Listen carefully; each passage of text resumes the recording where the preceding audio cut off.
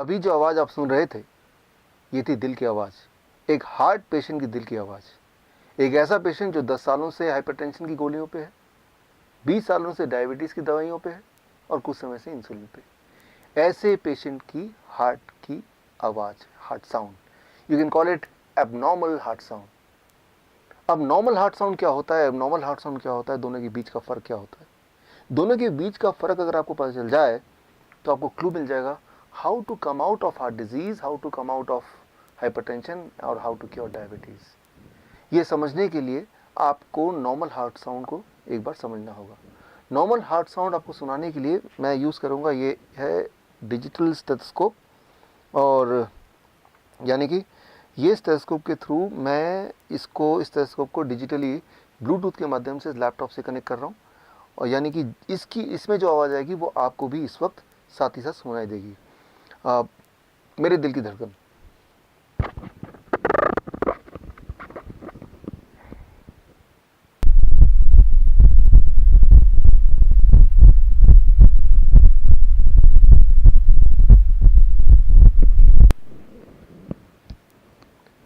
अभी जो आपने आवाज़ सुनी ये है नॉर्मल हार्ट साउंड। वो जो आवाज़ थी वो थी एबनॉर्मल हार्ट साउंड। ये जो नॉर्मल हार्ट साउंड है इसमें आपने ध्यान दिया होगा तो आपने सुना होगा लब डब लब डब लब डब। वो जो हार्ट साउंड था उसमें भी था लब डब लब डब लब डब, लेकिन साथ में एक घिसने की आवाज़, एक रगड़ने की आवाज़। कैसे?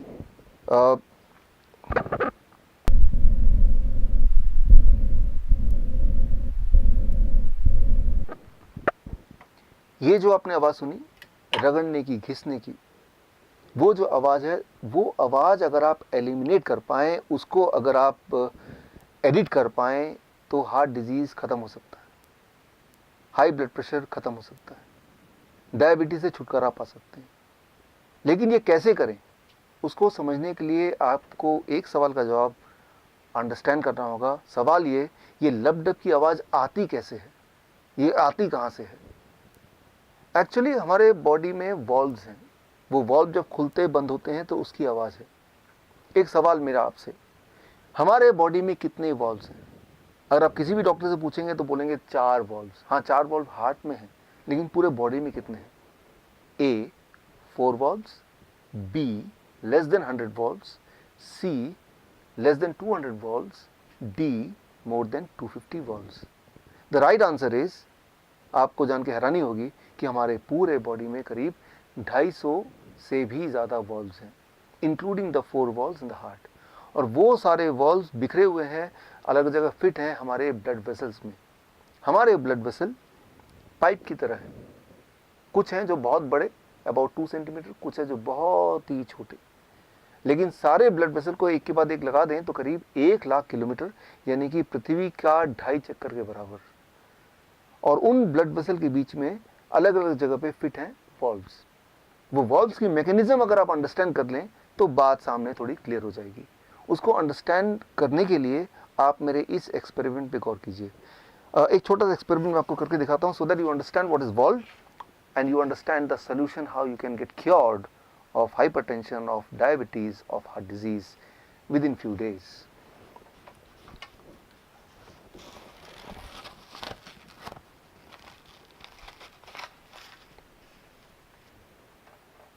अब एक छोटा सा एक्सपेरिमेंट आपके सामने, to make you understand what are valves and what are their functioning.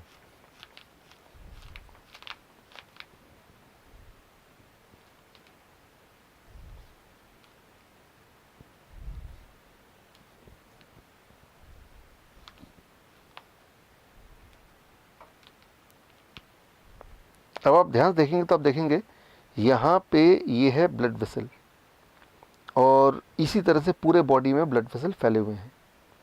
अब मैं अपने एक फिंगर से ब्लड वेसल के यहाँ पे मैं इसको अगर मैं ज़ोर से दबाऊं तो ये ब्लड वेसल्स के ब्लड के फ्लो को मैं रोक रहा हूँ, और जो ब्लड इसमें भरा हुआ है उसको मैं अपने थंब से पुश कर रहा हूँ। मैंने इसको पुश कर दिया। अब पुश करने के बाद अगर मैं थंब हटा लेता हूँ तो ये ब्लड वापस नहीं आया, ये ब्लड वापस क्यों नहीं आया? क्योंकि यहाँ पे एक वॉल्व है, वो वॉल्व रोक रहा है ब्लड को वापस आने से। इसका मतलब वो वॉल्व अपना काम ठीक से कर रहा है। सो अब मैंने यहाँ से ये हटा दिया, अब धीरे धीरे ब्लड यहाँ से दोबारा, आप देखेंगे दोबारा से ये फ्लो होने लगा। This is called a normal functioning of valve. लेकिन कुछ पेशेंट्स में, कुछ केसेस में वॉल्व अपना काम ठीक से नहीं करती, यानी कि वॉल्व ब्लड को अपोजिट डायरेक्शन में फ्लो करने से रोक नहीं पाती ठीक से, जिसे कहते हैं वॉल्व रीगर्जिटेशन। और ऐसे में आती है सारी परेशानियां। इसको ज़रा समझें। हमारा जो ब्लड वेसल है उसमें ब्लड फ्लो होता है, जिसके माध्यम से ऑक्सीजन फ्लो होता है, जिसमें शुगर फ्लो होता है, कोलेस्ट्रॉल फ्लो होता है, कैल्शियम फ्लो होता है, मिनरल्स एंड विटामिन फ्लो होते हैं, वेस्ट मटेरियल फ्लो होते हैं, इम्यूनिटी फ्लो होती है, पूरे हमारे बॉडी का ट्रांसपोर्टेशन सिस्टम। और कुछ लोगों के केस में उस ट्रांसपोर्टेशन सिस्टम में, यानी कि ब्लड वेसल में, कहीं कहीं गड्ढे होने लगते हैं, और जिसकी वजह से शुगर का फ्लो ब्लड में ठीक से नहीं हो पाता, शुगर ब्लड में ही ठहरा रहता है। और तब अगर वो ब्लड आप लेते हैं, ग्लूकोमीटर में डालते हैं, तो हाई ब्लड शुगर दिखाता है। या फिर कुछ केसेस में वो गड्ढों में कोलेस्ट्रॉल जम जाते हैं, कैल्शियम जम जाता है, जो ब्लॉकेज बन जाता है। और ब्लॉकेज बनने से ये जो ब्लड वेसल की जो डायमीटर है वो थोड़ा कम हो जाता है। Less diameter means more pressure, high blood pressure. और आप हाई ब्लड प्रेशर की दवाइयाँ लेते हैं, वो दवाइयाँ इन गड्ढों को ठीक नहीं करता, उन ब्लॉकेज को नहीं छेड़ता। वो दवाइयाँ क्या करती हैं, आपकी हार्ट को कमज़ोर कर देता है ताकि प्रेशर कम हो ब्लड का। यानी कि वो एक प्रॉब्लम और जोड़ देता है। वो ब्लॉकेज को तो ठीक करता ही नहीं है, ऊपर से आपके हार्ट को कमज़ोर कर देता है। सिमिलरली ब्लड शुगर की जो दवाइयाँ आप लेते हैं, वो क्या करता है, शुगर को ब्लड से निकाल के कहीं और छुपा देता है, हार्ट में छुपा देता है, किडनी में डाल देता है, आंखों के पीछे छुपा देता है। और जहाँ भी वो छुपाता है वो वाला ऑर्गन धीरे धीरे सड़ने लगता है। इसीलिए वो पेशेंट जो हाई ब्लड शुगर के पेशेंट है, जो डायबिटीज़ की गोलियाँ कई कई साल तक लेते हैं, वो अंधे हो जाते हैं, उनका हार्ट काम करना बंद कर देता है, उनका किडनी फेल होने लगता है, उनके एम्पुटेशन होना मजबूरी हो जाती है, क्योंकि वो पार्ट सड़ जाता है, सड़ने लगता है। यूँ मानो कि आपका घर है और आप झाड़ू लगा रहे हैं, और जो कचरा है वो डस्टबिन में ना डाल के, उसको बाहर ना फेंक के, आपने उसको बेड के नीचे छुपा दिया, आपने उसको अलमीरा के अंदर छुपा दिया।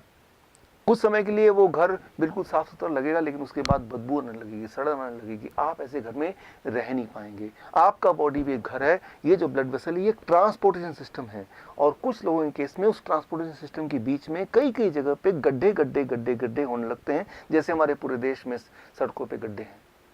और अगर वो गड्ढों का मेंटेनेंस हो जाए, अगर वो रिपेयर हो पाए, तो आप हार्ट डिजीज से छुटकारा पा सकते हैं, या डायबिटीज़ से छुटकारा पा सकते हैं, हाइपरटेंशन से छुटकारा पा सकते हैं। और वो जो एबनॉर्मल हार्ट साउंड है वो भी फिर गायब हो सकता है। लेकिन उसके लिए क्या करना होगा, गड्ढों को भरने के लिए? अनफॉर्चुनेटली अभी तक ऐसी कोई दवा नहीं आई जो कि उन गड्ढों को भरे। लेकिन हाँ, कुदरत ने आपके बॉडी में एक ऐसी ताकत दी है जिससे आपका बॉडी खुद ही एक तरह का गैस प्रोड्यूस करता है, जिसे आप बोलते हैं नाइट्रिक ऑक्साइड। और वो गैस जब एक लेवल से ज़्यादा प्रोड्यूस होने लगता है, तो वो ब्लड वेसल की मेंटेनेंस करने लगता है। So that is Nobel prize winning science 1998।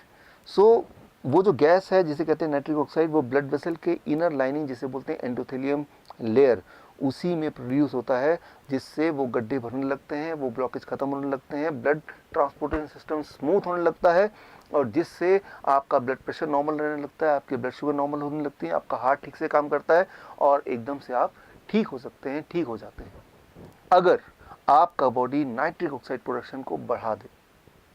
अब सवाल यह है कि हम क्या करें कि हमारी बॉडी का नाइट्रिक ऑक्साइड प्रोडक्शन बढ़ जाए। उसके लिए I have to refer the China study, the biggest ever study of human nutrition disease. Human nutrition disease के बीच का जो कनेक्शन है, उसका सबसे बड़ा जो स्टडी है, जिसे बोलते हैं चाइना स्टडी, जो 2005 में रिलीज़ हुई थी। उस स्टडी के अनुसार कोई भी इंसान अगर whole plant food in its natural state में अगर खाने लगे, तो कुछ एक दिनों में ये जो लाइफस्टाइल डिजीज़ है उससे वो आज़ादी पा सकता है। लेकिन इसको मैं आपको समझाता हूँ 3 सिंपल स्टेप में, how to implement the China study recommendation in your life in 3 step, so that you can be free of lifestyle disease including hypertension, including diabetes, including heart disease within few days. Those 3 steps are, as you can see on the screen. Step 1, 12 बजे तक जो भी कुछ आप खाएं वो हो सिर्फ और सिर्फ फल, fruits and fruits. कोई भी 3-4 तरह के फल, वो मीठा हो, खट्टा हो, कैसा भी फल, वो केला हो सकता है, आम हो सकता है, चीकू हो सकता है, अमरूद हो सकता है, जो भी फल आपको पसंद हो, 3 से 4 तरह का फल जो अवेलेबल हो लें और वो एज ए ब्रेकफास्ट खाएं। कितनी quantity? It depends on your body weight. Let's say my body weight is 70 kg, into 10, 700 grams or more of 4 kind of fruits, 3 to 4 kinds of fruits of your choice। एक बार में खाएं, 2 बार में खाएं, 4 बार में खाएं, 12 बजे तक आपको खाना है सिर्फ और सिर्फ फल, फल और फल। जितना ज़्यादा खाएंगे उतना अच्छा रहेगा, राइट। नो रोटी, नो चपाती, नो चाय, नो ब्रेड, नो बिस्किट, सिर्फ और सिर्फ फल, फल और फल, भरपूर खाना है। अब लंच, जब भी आप लंच में बैठें 2 प्लेट लेके बैठें, प्लेट 1 एंड प्लेट 2। प्लेट 1 में 4 तरह के ऐसे वेजिटेबल जो आप कच्चा खा सकते हैं, खा सकें, जैसे टमाटर, मूली, गाजर, ककड़ी, सो ये इस तरह के, या खीरा, इस तरह के सब्जियां आप लें, 4 जो कच्चा खा सकें, और जो कच्चा नहीं खा पा रहे हैं क्योंकि उनके दांत कमज़ोर हैं तो वो थोड़ा स्टीम कर सकते हैं। कच्चा ज़्यादा फायदेमंद है, लेकिन अगर नहीं खा पा रहे हैं किसी वजह से तो थोड़ा स्टीम कर सकते हैं।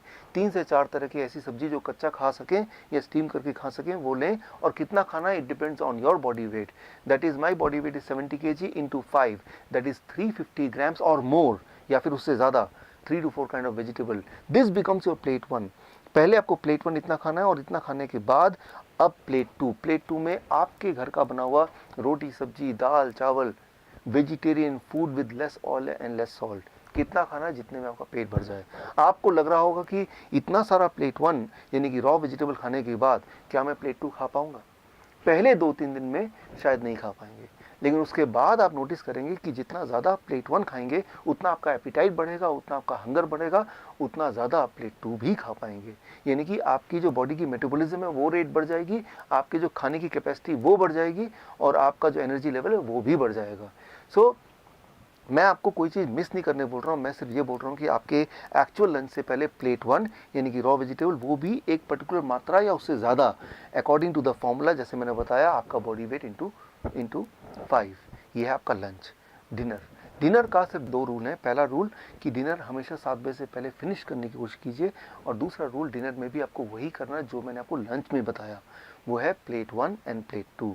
Plate 1, 3 to 4 kind of vegetable in raw form, about your body weight into 5, that many grams, and then you can eat vegetarian meal with less salt and less oil as much as you want, right?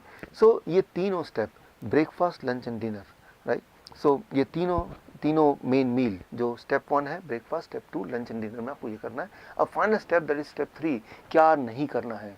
सिर्फ 2 ही चीज़ मैं छोड़ने बोलता हूँ, एक है no animal food. कोई भी ऐसा फूड जो एनिमल से आता हो उसको आपको नहीं लेना है, जैसे दूध, दही, मक्खन या लस्सी या अंडा या चिकन या फिश, इनको आपको नहीं लेना है, बिल्कुल ज़ीरो कर देना है।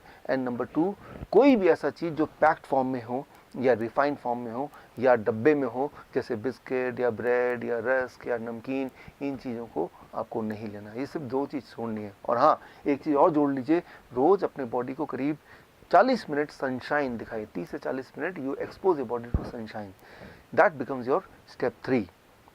If you follow these 3 steps, अगर आप ये 3 स्टेप्स आप फॉलो करते हैं, so within the first 3 days your blood sugar will start coming to normal, यानी कि you will be force to stop the medication, you will be force to taper the insulin. अगर आपने insulin कम नहीं किया या ख़त्म नहीं किया, so you may land up in a hypoglycemic state, and that itself is very dangerous. Within the first 7 days your blood pressure will start reducing, आपका blood pressure कम होने लगेगा 7 दिन के अंदर, यानी कि आपको ब्लड प्रेशर की दवाइयाँ छोड़ना पड़ेगा, आपकी मजबूरी हो जाएगी छोड़ना। विद इन 1 month आपका एंजाइना यानी कि चेस्ट में जो पेन है वो ख़त्म होने लगेगा, ऑलमोस्ट ख़त्म हो जाएगा 1 महीने के अंदर। आप जब चढ़ेंगे 3 मंजिला भी तो आप हाँफेंगे नहीं। पहले 3 बार रुकना पड़ता था, तो आपको 1 बार भी रुकना नहीं पड़ेगा। और हाँ, वो जो हार्ट साउंड था, एबनॉर्मल हार्ट साउंड, वो घिसटने वाली साउंड, वो भी अब नहीं आएगी। वो भी अगर आप स्टेथोस्कोप से सुनेंगे वो भी नहीं होगा, वो गायब हो जाएगा। सो that will happen within the first 1 month. Your angina will go, your heart disease will go, that abnormal heart sound will also vanish, right? So that you can expect within 1 month. Within 2 months your thyroid will become normal, यानी कि thyroid की दवा आपको छोड़ना पड़ेगा या उसको taper down करना पड़ेगा। और अगर आपने ऐसा नहीं किया तो हाइपोथायराइड का हाइपरथायराइड भी हो सकता है, जो कि अगेन एक बहुत बड़ी प्रॉब्लम है। And with in the first 3 months आपका बॉडी वेट नॉर्मल रेट में आ जाएगा, यानी कि नॉर्मल BMI, ये इन ए हेल्दी वेट कैटेगरी में आ जाएगा। And this all will happen with in the first 3 months of following this diet in these 3 steps. कई बार मेरे पास पेशेंट आते हैं, वो बोलते हैं डॉक्टर साहब मैंने आपकी रिकमेंडेशन को फॉलो किया और 3 महीने के अंदर मेरा ब्लड शुगर, मेरा ब्लड प्रेशर, मेरी हार्ट डिजीज़, बॉडी वेट हर एक में फ़ायदा हो गया, अब मुझे इस डाइट पे कब तक रहना है। मैं उनको एक ही उदाहरण देता हूँ, और वो उदाहरण ये कि मान लो कोई आदमी आपके पास आता है पूरी तरह से कीचड़ से लथपथ, आपको बोलता है कि मुझे साफ़ होना है, मुझे क्या करना है। आप बोलेंगे जाइए जाके नहा लीजिए। वो नहा के साफ़ सुथरा हो क्या आता है, बोलता है कि मुझे कब तक नहाना है। अरे भाई, जब तक आपको साफ रहना है, यानी कि जीवन में हर दिन। सिमिलरली आपका जो ब्लड वेसल है वो रोज़ ही टॉक्सिन उसमें भर जाते हैं, जम जाते हैं, और रोज़ ही उसकी मेंटेनेंस होने की आवश्यकता होती है। यानी कि रोज़ ही आपके बॉडी में नाइट्रिक ऑक्साइड का एनफ मात्रा में प्रोडक्शन होना बहुत आवश्यक है, और वो तभी हो सकता है जब ये डाइट आप लगभग रोज़ फॉलो करें। हाँ, एक छूट मैं आपको दे सकता हूँ, दैट इज़ चीटिंग डाइट। हफ्ते में एक दिन आप कभी पार्टी में जाते हैं, कभी पिकनिक में जाते हैं, कभी कोई बर्थडे एक्सेट्रा में जाते हैं, तो एक दिन के लिए you can enjoy the flexibility, you can ignore these rules and you can eat whatever luxury food you want to eat। लेकिन वो सिर्फ हफ्ते में एक दिन, वो अभी नहीं, आज से 3 महीने तक ये डाइट फॉलो करने के बाद जब पूरी तरह से आप बीमारी से आज़ाद हो जाएंगे, दवाइयों से आज़ादी मिल जाएगी, तब हफ्ते में एक बार you can go for a cheating diet. यानी कि मैं ये बोलना चाह रहा हूँ कि you are enjoying the social celebration also and you are enjoying the good health also। ये डाइट अगर आप फॉलो करेंगे तो आप बीमार पड़ नहीं सकते, और जो बीमार हैं वो बीमार रह नहीं सकते। This is doctor Vishwaroop Roy Chowdhury. All the best. Jai Hind. Thank you.